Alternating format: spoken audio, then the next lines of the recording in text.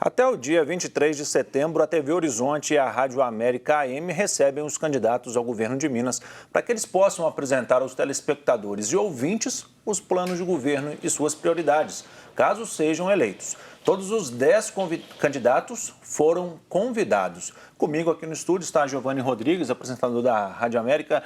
Bom dia, Giovanni. Muito bom dia, André. Bom dia a todos.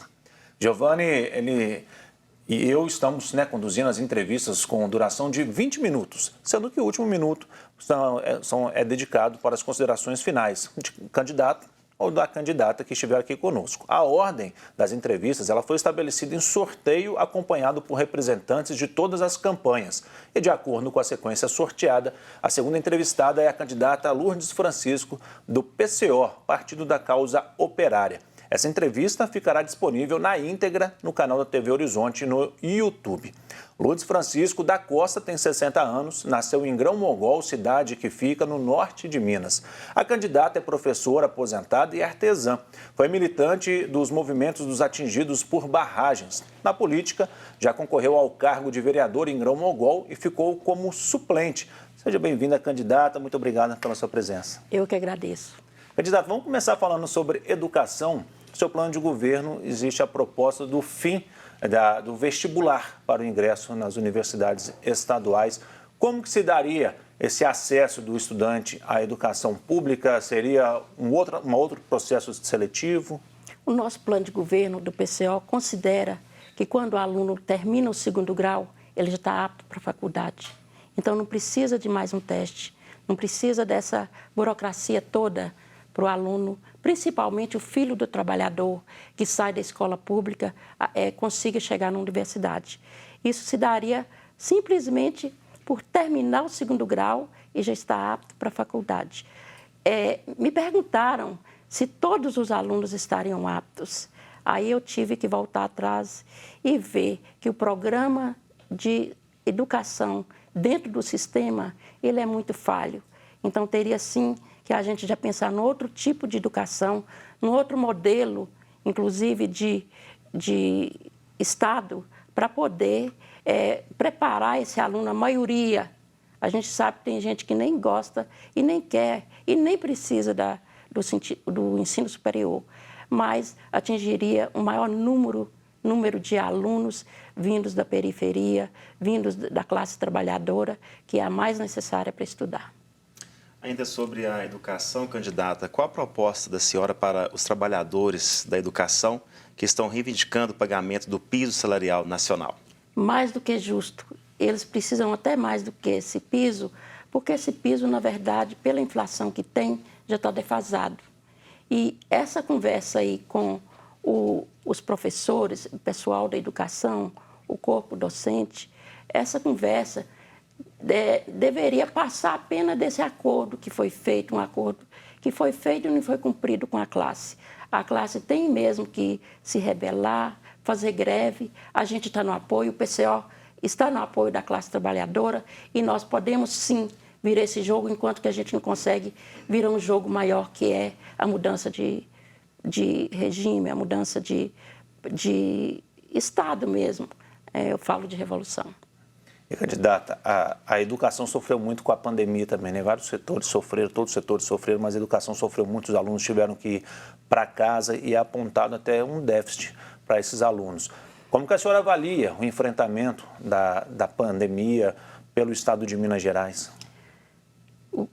A pandemia foi enfrentada tal qual o governo federal enfrentou, com muito desprezo pelo povo, com muito desprezo pela classe trabalhadora.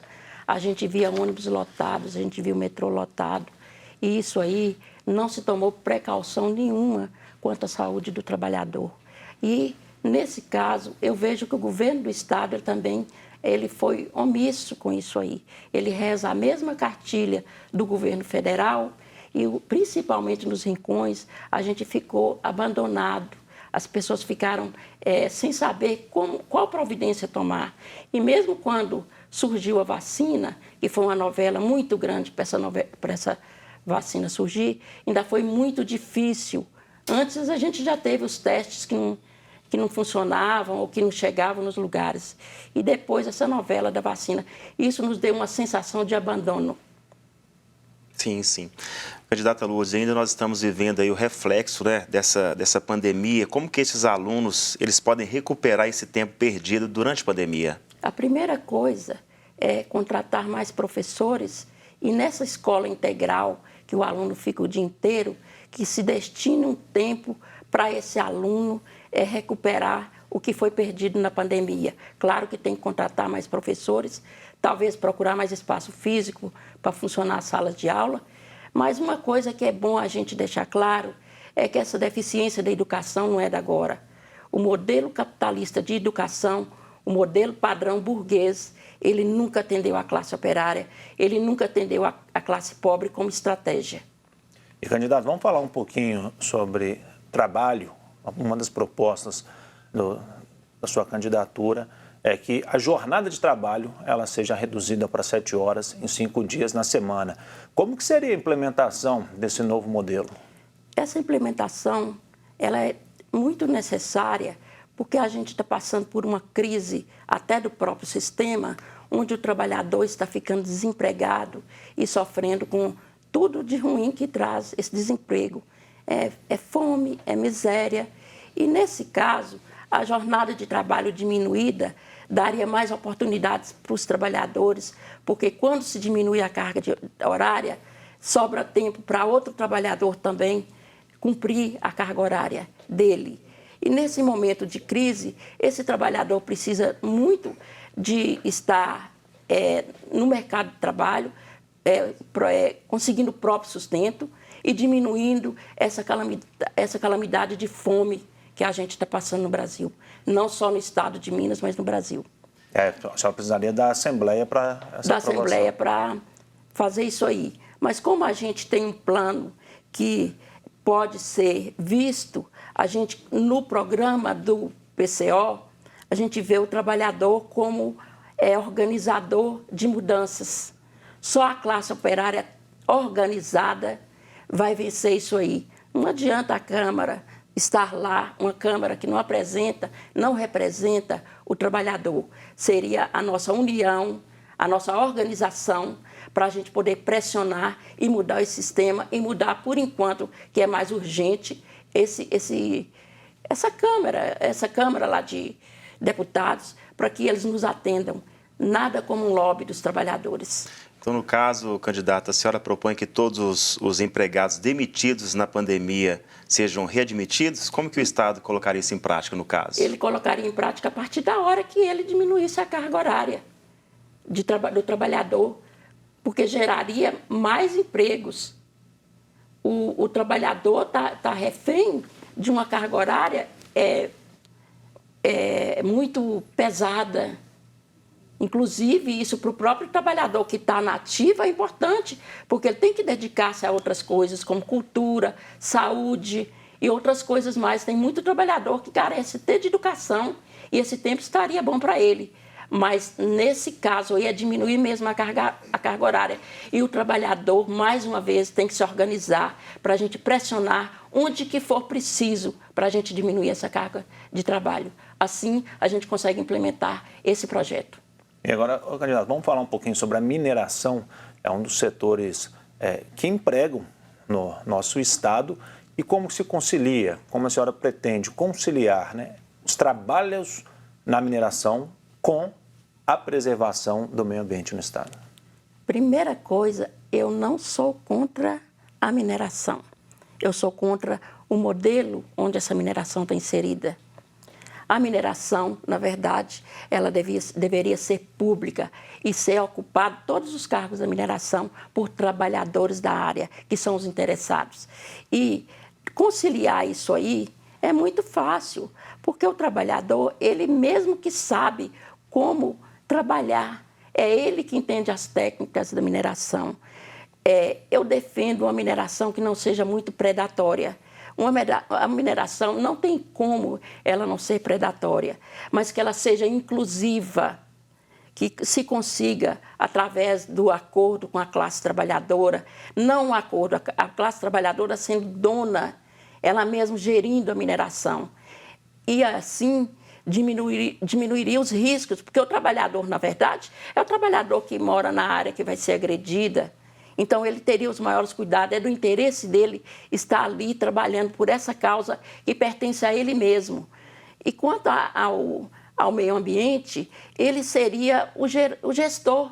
É ele que estaria interessado em ter uma preservação e, ao mesmo tempo, minerar, desde que a mineração não seja predatória. Porque a mineração é predatória também até para o próprio ser humano que está trabalhando nela. Porque o trabalhador, a exploração dentro da mineração é muito grave. E ele estaria interessado também nessas mudanças aí. O modelo de mineração que é preocupante. Então, podemos dizer que a senhora é a favor da mineração? Podemos dizer assim, candidata? Podemos dizer assim, porque a gente sabe que tem um mau uso, inclusive, porque ela é uma mineração que é da classe burguesa, é uma classe que não privilegia o trabalhador, e essa classe também não está pensando em explorar com qualidade. Ela chega, coloca o projeto, não respeita as populações que estão naquele lugar, não respeita os territórios quilombolas, indígenas ou outros tipos de populações e chega ali. Esse modelo, ele é um modelo que exclui e a gente tem que colocar todas as pessoas interessadas dentro do projeto. Assim que privilegiar o trabalhador, a mineração muda de rumo. E, candidata, uma proposta também na sua campanha é de um salário mínimo de R$ 7.500. Seria possível, pelo menos em Minas, subir de R$ 1.212 para R$ 7.500 com a dívida que a gente vê de mais, chegando aí aos 150 milhões de reais? A dívida é um absurdo, tem que parar de pagar banco.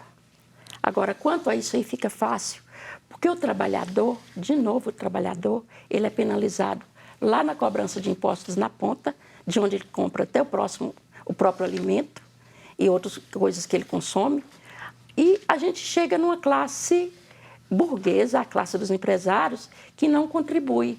Então, a proposta ficaria fácil porque a gente colocaria juros, cobraria imposto, o imposto, né, no lucro dos empresários. Aí sim saía dinheiro.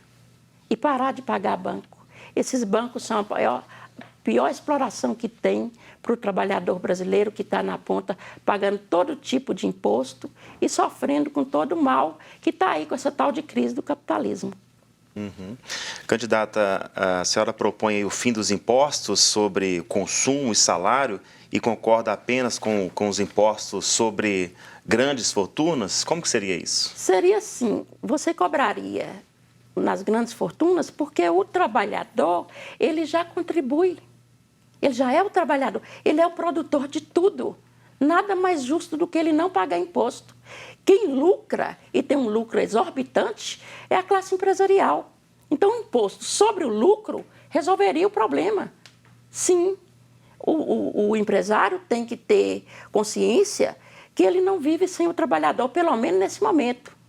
E dessa maneira, eu não digo que eles são humanos, que eles pensam muito em dinheiro, mas eles têm que se humanizar, porque sem a classe trabalhadora, eles não conseguem o lucro exorbitante que eles têm.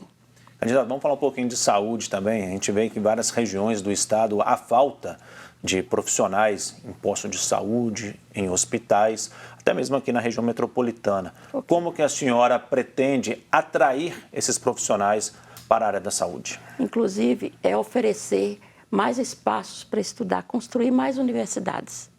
E quanto atrair essas pessoas é mostrar como os exemplos dos médicos cubanos, que tratam da prevenção, é um tratamento humano. Humanizar a saúde seria isso. E mais uma coisa, o SUS, para nós, é um meio de salvar vidas. A gente viu aí na pandemia muitos países que não têm o SUS, que sofreram amargamente. E a gente teria mesmo que levantar o SUS, investir no SUS, não deixar o SUS ser sucateado, fazer com que as verbas que vêm para o SUS cheguem realmente no SUS, para ter para a classe médica interessar, porque a gente vê os médicos mesmo reclamando do tratamento do SUS, das verbas que vêm e que eles não recebem um bom salário para fazer um sacrifício para ir para o interior, por exemplo, mas a gente sabe que o SUS está sendo sucateado e essa classe tem direito, sim, de estar gritando por esses direitos deles, mas com essa consciência de humanizar a saúde. Muito bem. Candidato, o assunto agora é segurança pública. A senhora diz, por meio do seu plano de governo, que pretende formar comitês de autodefesa de trabalhadores das cidades, do campo e das comunidades indígenas e propõe a dissolução da polícia militar. Estes comitês, eles darão conta da complexidade das questões de segurança no nosso estado, candidata? Darão sim, porque eles estarão inseridos na própria classe interessada em segurança. A classe interessada em segurança, que é o trabalhador, é o pobre da periferia, ou da favela, ou da zona rural, ele é o mais interessado em segurança. A polícia militar não nos oferece segurança, a polícia militar nos oferece medo. A gente, às vezes, vê a polícia militar e a gente não sabe se a gente tem medo de um bandido que eles dizem que é bandido ou deles mesmos. Porque, principalmente nos interiores, onde que não há uma centralidade, onde que não tem uma fiscalização maior, existe um abuso muito grande da polícia. E a polícia militar, ela tem se mostrado contra o trabalhador.